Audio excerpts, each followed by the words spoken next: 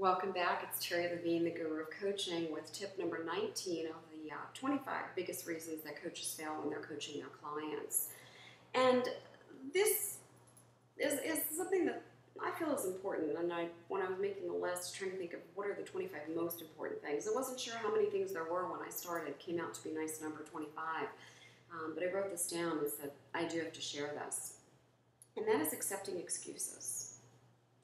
If a client makes a commitment to you to do something, to call at a particular time, to come to your home if you do something like I do, where I do one-to-ones with my clients, or to send you something by email or fax, or to have their website up by a certain day, or to create something, or in the sales organizations that I coach, there are specific things, reports that they're supposed to turn in.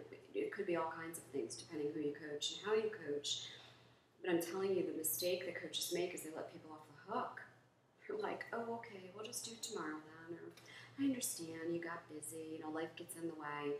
The deal is, and I have to be very blunt about this, I wasn't really sure why I've been successful my whole life.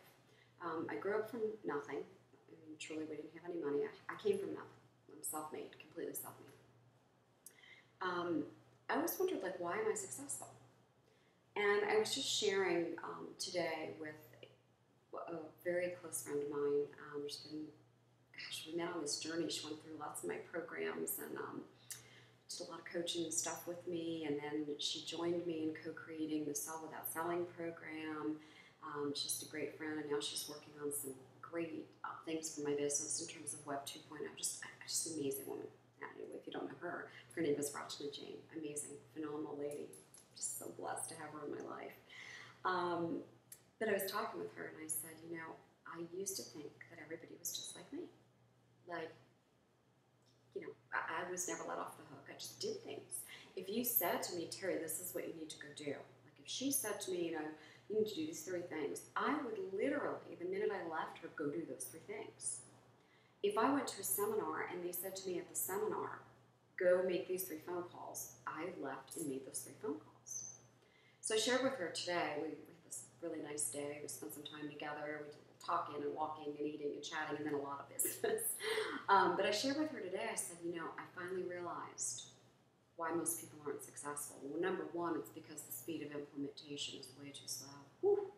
People are thinking and sleeping on it and lighting candles and praying and asking the universe, and they're very famous for asking unsuccessful people, what do you think? The person's not successful, why are you asking them?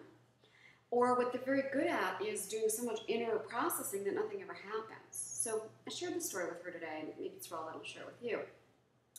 I was at a training about a year ago, maybe more, and it was a really good training. And during the training, the gentleman gave 3 or 4 what I considered key things to do. And he was very clear. You go home and you do those things. I did that, by the way. I did it before I even went home. The last day of the seminar, I always take an extra day when I go to a seminar or workshop. I don't know if you do this. It's a good little tip.